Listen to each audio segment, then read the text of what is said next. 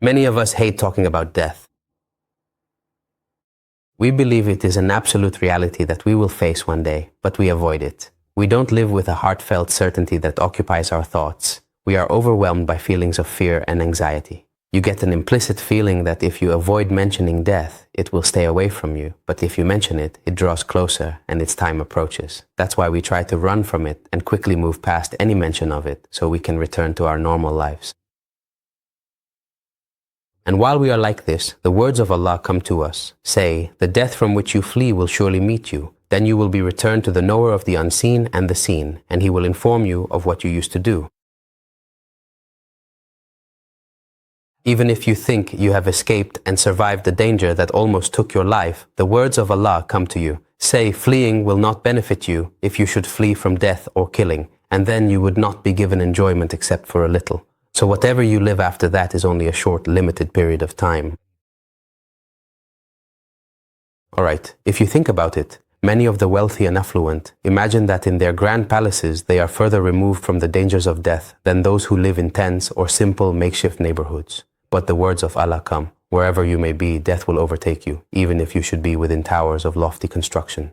The next moment that awaits me, and you cannot be delayed or brought forward, but they are only deferred until an appointed time. And when their time comes, they can neither delay it by an hour nor advance it.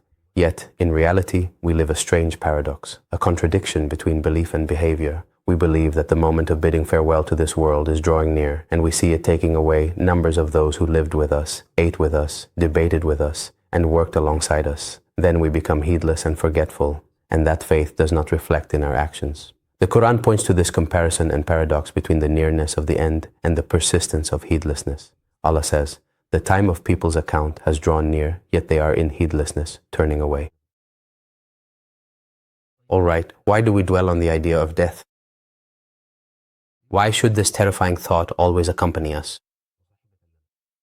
Isn't it a discouraging idea? Take this example with me. If you were told that you would spend 5 years in one country and then move to a neighboring country to live there for 100 years, how would you react to that?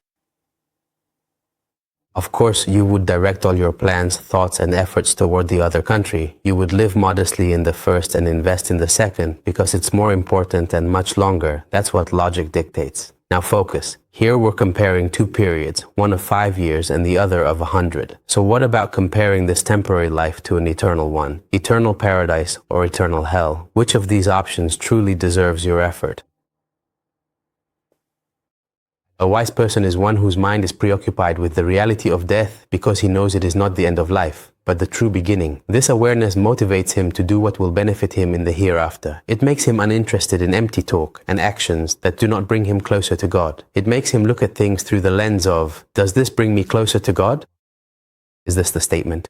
Does this decision, this effort, benefit me in the hereafter, or will it only add to the burdens of this world and waste my energy on things of no value? This makes him pause and reflect on his relationships, so he carefully chooses those close to him, those who remind him of God and help him obey him, and distances himself from those who weigh him down with sins. It makes him love meeting God, so every day becomes a preparation for that meeting. He adorns his deeds with what pleases God and lightens everything that would weigh down his steps toward paradise.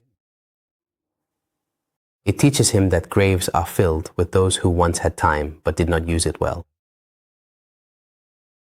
Death is not, in any way, a discouraging or disheartening idea, and remembering it is not at all pointless or meaningless. Rather, it serves as a profound and powerful motivation for living a meaningful life. It is the compass, the unwavering guide, that always brings you back to the right path, no matter how far you may stray. It is the only undeniable truth that puts everything in its proper place, strips you bare before yourself, and places you directly before the most important and fundamental question of all. Will you leave this world light, unburdened, and at peace, or will you depart burdened with the weight of what angers your Lord? Take a moment to reflect on this. Peace be upon you.